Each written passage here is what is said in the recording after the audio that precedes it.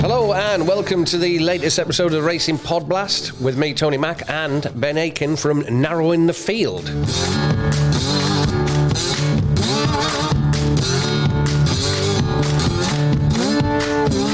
And so we're track hopping this week on the pod, taking in two races from Scottish Cheltenham Trials Day at Musselburgh, as well as Ryanair Handicap Chase from day one of the Dublin Racing Festival at Leopardstown.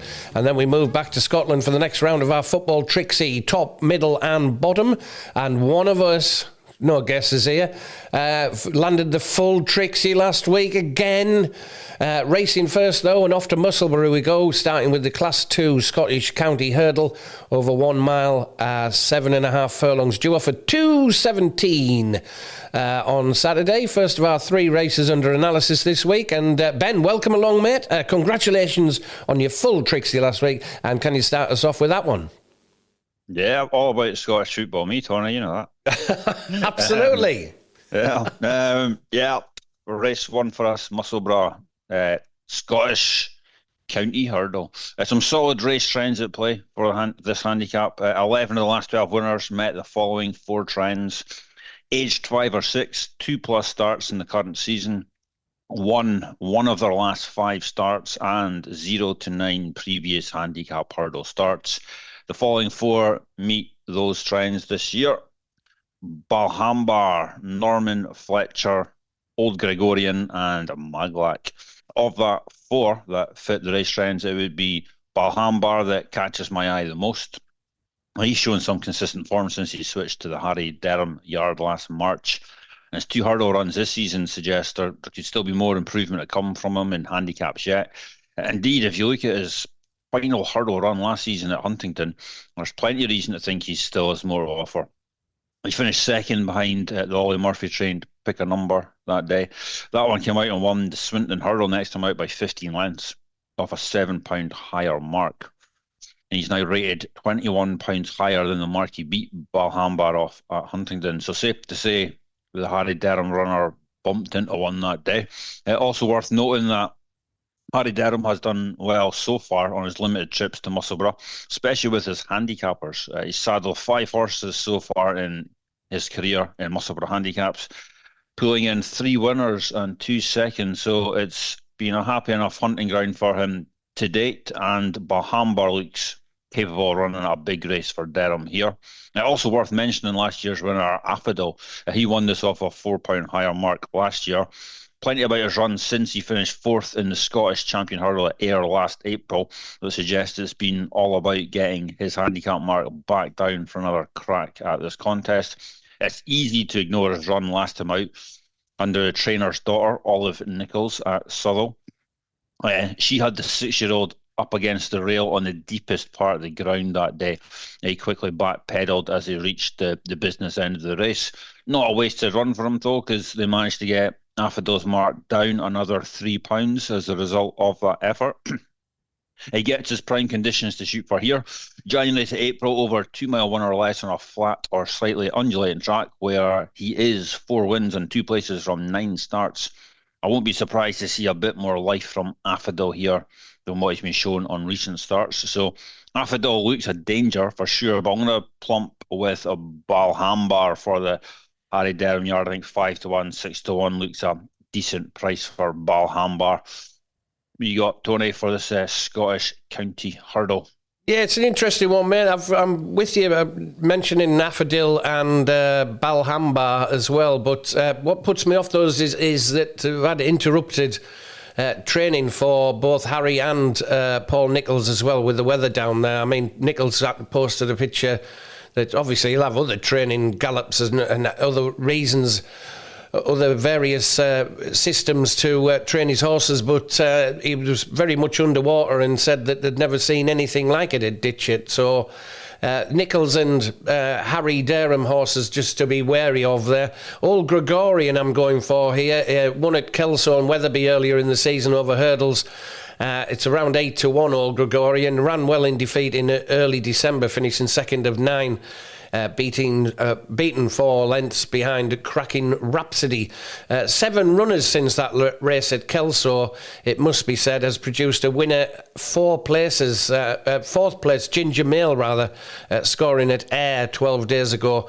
Jockey won on the gelding at Wetherby. Alan Doyle is back in the plate, claiming £5. Old Gregorian there for me at around 8-1. And Norman Fletcher for trainer Nigel Twiston-Davis. I think he can go well at a decent price, about 14-1 at the moment. And Norman Fletcher, solid and consistent in 3 efforts between October and December last year, including a second of 10 at Cheltenham's first meeting of the season, and a win at Huntingdon in November off a £6 lower mark. Something amiss at last time on New Year's Day, when pulling up after travelling well for a long way at Southwell, or Southall as I'm New Year's resolution. I'm going to go back to calling it Southall. Actually, no reason why not. The reason why, actually, Ben, it was because I know a landlord in Beverley, and he worked in Southall for about 8 to 10 years, I think. He had a pub there.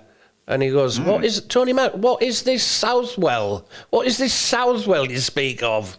I actually don't know what the official one is. Well, I think they changed it, didn't they, about 2 or 3 years ago? But anyway, my mate Simon knows the Green Dragon in Beverley. He says it's Southall. So that's good enough for me. Let's go with him. £5 claimer James Turner, who gets on well with the gelding, so fingers crossed for a big run from Norman Stanley Fletcher there in that one. All right, moving on. 250 at Musselburgh, the Class 2 Scottish Champion Chase. It's a handicap over 2 mile, 4.5 furlongs. Ben, your feelings and fancies for the Scottish Champion Chase? Yeah, a healthy number going to post for this viable pot. The race was shunted up in distance by half a mile last year. They also boosted the prize money. Those changes seem to have had the desired impact. The race attracted some decent runners for the second year in a row. I narrowed this year's runners down to the following 3. Marble Sands, Manila Drama and Fidelio Vallis. Now, Marble Sands won the novice chase over course and distance at the meeting last year. He again gets his prime conditions to attack here. Distance is shorter than 2 mile 5 and not grade 1 or grade 2 level, where he has 7 wins and 4 places from 13 starts. Under those conditions over fences, he's 3 from 3. His yard also has some strong track stats to support his chances. McPherson and Killahan are runners in Musselburgh handicaps that had at least 2 starts in the current season. They return stats of 8 winners and a second from just 10 qualifiers. 8% win strike rate and over 25 points profit. And Marble Sands meeting those stats here, and he's high in my thoughts for this race. Manila Drama, he disappointed in the Peterborough chase last time out at Huntingdon.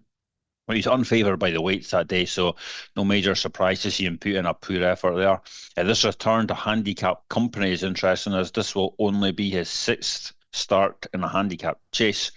And he's won 4 of his previous 5, including over his course and distance a couple of years ago. The only handicap chase start he didn't win saw him come second in the Old Rowan Chase in 2023. Off a £5 higher mark than the one he runs off here. So definitely interesting that they return to Handicap Company with Manila Drama in this. Also interesting that they dip back below Class 1 level with him. His record at Class 2 level and below reads 5 wins, 2 seconds and a third from 9 starts. So Manila Drama is worth keeping in mind. And at slightly bigger prices, if Fidelio Vallis catches my eye, his record over the Musselburgh fences reads a win in 2 seconds. With a win coming over this distance in January last year, off the same mark he runs off here, and with the same jockey, Alice Stevens, in the saddle. He has his prime conditions to shoot for in this race, a mark of 143 or less in the January to May period, where he has 7 wins and a second from 9 starts. Hasn't run well on his 2 starts so far this season, but he'll have needed his seasonal debut run at Newbury after 334 days off the track. He won't have enjoyed chips the last time out because he's 0 from 5 on very undulating tracks. Now, the stick first-time cheek pieces on him here. If they spark him to life, then he has conditions in his favour to run a big race at a relatively decent price. Fidelio Vallis. Manila Drama and Fidelio Vallis, they definitely catch my eye, but Marble Sands is the one that interests me the most. at least potential for some decent early pace at play in the race. That should allow Marble Sands to creep into contention, pick them off late. So Marble Sands for me in the Scottish Champion Chase. Tony, what you got? My three, Ben, the Kaluki Kid was a little bit short for me, 5-2 for Nicky Richards. Danny McMenamin, I think he's a course winner and has won over a similar trip as well, but can go well here. But it's, as I say, a little bit short. I'm looking at a bit bigger. And the two I'm looking bigger at, my first one is Marble Sands at around 11-2. Some firms paying, one or two firms paying 4 places on this. Course and distance winning the Frodon Novices Chase at this meeting 12 months ago, beating 5 rivals by 3.5 lengths on good to soft ground, with today's £3 claimer in the saddle, Nick Slatter. Not out of the first 3 in 3 starts since November, including a win at Carlisle in a listed contest over 2 miles 4 furlongs. Running well in defeat in a couple of Grade 3 contests at Newcastle and Cheltenham earlier this month, and I think Marble Sands can go very well back in handicap company. Manila Drama is my other one as well, Ben. 5 from 17 over fences, hitting the frame on a further 7 occasions, and winner of over £200,000 in prize money over the larger obstacles. Manila Drama won over course and distance on New Year's Day 2023 off a mark of 145. He's just £5 higher, just about 13 months later. Goes well on good to soft. Over course and distance, and 5 chase wins have come when rated between 141 and 150. Manila Drama for Donald McCain and Brian Hughes can go well at around 10-1. 10-1 with a couple of firms, as I say, paying 4 places on that race. Manila Drama at 10s, Marble Sands at 11-2. For me, over the water we go to the 405 at Leopardstown, the listed Ryanair handicap chase over 2 miles, 1 furlong. What do you fancy here, Ben? I've got 1 horse in this, Ben. 1. So do I. Really? well, actually, I've got 2, but okay. You'll find out. Only been 7 renewals of this handicap, but there are some solid race trends starting to show up, with the 7 winners all passing the following: aged 5, 6 or 7, 3 to 7 starts in the current season, running off a break of 25 to 56 days, and at least 1 previous chase win on their CV. Only 1 of this year's runners pass all those trends, and that is Facile Mode. Oi, Hurley, bring it home. I'd also add Anpan Darrig from the Paul Nolan yard to my shortlist as well. Facile Mode still highly unexposed over fences. This only being his 4th chase start. Also his handicap chase debut. His trainer, Thomas Mullins, he's had some success with lightly raced handicap chasers over the years. If you look at the Thomas Mullen Irish-bred horses on first or second handicap chase start that had no more than 5 previous chase runs and at least 10 previous career starts, you get starts of 10 winners and 6th place from 33 qualifiers, 30% win strike rate, 48% win and place strike rate, and almost 40 points profit. So promise on those starts, you'll have Facile Mode ready to fire here on handicap chase debut. And here's a horse that brings some decent chase form to the table. He won a Punchestown Beginners Chase in October on chase debut. The 4 that finished behind him that day have all won since. They include Grade 2 winner Touch Me Not and last weekend's Cheltenham winner Moon d'Orange, who Tony put up on here. Well done, Tony. Solid form there from Facile Mode, and his opening mark of 135 looks more than workable, especially when you consider that Touch Me Not, who he beat by a neck in the Punchestown Beginners Chase, is now rated 147. So Facile Mode is the one that interests me on a few angles for this handicap, and Anpan Darrig is the other that catches my eye. He was a winner over course and distance last time out at the Christmas meeting. Form in that race has been working out well so far. 8 have run since, 2 winning, 3 others hitting the places. The 3rd horse that day, the King of PRS, winning a Grade 3 on his next start by almost 3 lengths. So some strong recent course and distance form on the CV of Anpan Darrig, and well worth noting that 3 of the last 4 winners of this also ran in a handicap chase at the Christmas Leopardstown meeting or coming on to win this race. So Anpan Darrig is taking a route into the race that has proven successful in recent renewals. I'll be happy to play both Facile Mode and Pandarig here. Tight looking handicap, so I'll be wanting two on my side in a race like this. And those two being Facile Mode and Pandarig. Tony, who have you got, I wonder? I have got Facile Mode, the only one. Stunk the place out at the Galway Festival in the Galway Hurdle in August before another dismal effort at Punchestown prior to winning on return to the track in October to beat 11 rivals a neck on chasing debut. As you've already said, Ben, only got as far as the second on his second start over fences before once again stinking the place out when 6th of 10 in December again at Punchestown.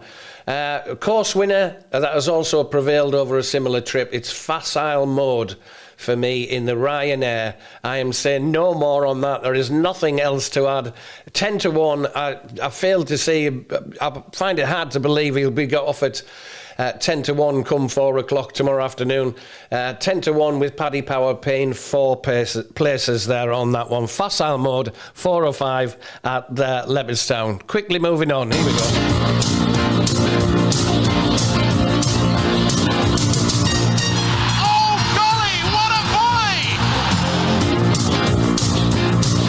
Thing about loving football is you cannot explain why you love it. It just happens.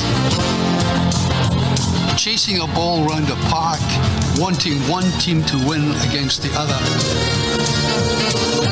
El Mahoney right foot, whips it. Oh, GeeGeez peeps, man. Okay, 405 at Leopardstown, Facile Mode, 10 to 1. There you go. Oh, Ben, you had the whole lot up last week. Well done, mate. And you can get, dear me, look at those scores. Yeah, go on, off you go. Yeah, just the one winner for you, Tony. So -4 to the total. That's good. GeeGeez peeps, I landed a full house. All three of mine winners pulled in a plus 15.9 points profit. Well done, mate, well done. Meaning current totals for us now sit at me plus 33.56, Tony minus 40.39. My top, middle and bottom this week is top Airdrie to beat Queen's Park at 2 to 1. Airdrie have been struggling for formal season, mainly due to their long injury list, but they're finally starting to pull together some results. Winning their last two, only losing by the odd goal in their 2 games prior to that. They've also banged in 11 goals in their last 4 matches, so the goals are finally starting to flow. I'll take them to beat Queen's Park here in what is probably be a tight sort of match, but Airdrie in the top section for me. At middle, Arbroath to beat Cove Rangers at 8 to 5. Cove are having a strange old season. If you split the league by home games and away games, then Cove would be top on their away form and plumb bottom on their home record. So I'll take league leaders Arbroath to capitalise on that with victory here. At Arbroath, they'll be well rested after last couple of matches were postponed. They've also strengthened the squad during the January transfer window. So Arbroath for me in the middle, and bottom Peterhead to beat Forfar at 7 to 10. Tricky round of matches in the second division this week, so I'll side with title chasing Peterhead to get the job done. It's bottom of the table Forfar. Forfar side who have lost 8 of their 9 away matches this season and have only managed to win 1 of their last 10 league matches home or away. So Peterhead for me. Peter, give me a top, middle and bottom of top Airdrie, middle Arbroath and bottom Peterhead. Tony, what you got? I've got the same there. Peterhead to beat Forfar or Peterhead. At the top, Queen's Park away at Airdrie, 11 to 10. I've gone against you there, Ben. Queen's Park away at Airdrie, 11 to 10. Kelty Hearts in the middle to beat Annan Athletic at 4 to 5. And at the bottom, Peterhead to beat Forfar at 8 to 11. So hopefully, dear me, I do apologise if you've been following me, but as I say, it's just for fun. But when it gets to 40 quid, it's not much fun, is it? But anyway, fingers crossed. Many thanks for listening to the latest edition of the Racing Podblast. Very best of luck with your bets at Musselburgh and Leopardstown. Facile Mode 10 to 1, 5 past 4 at Leopardstown. And you can catch me on 3B's radio breakfast show for Monday through to Friday, starting at 6 o'clock. With a tip as well. There's a tip in there as well. So 3B's Radio, Bridlington, you can catch me on there. You can also catch Ben over on narrowinthefield.co.uk. Thanks very much. We'll see you all again next week. Cheers, Ben. Cheers, all right.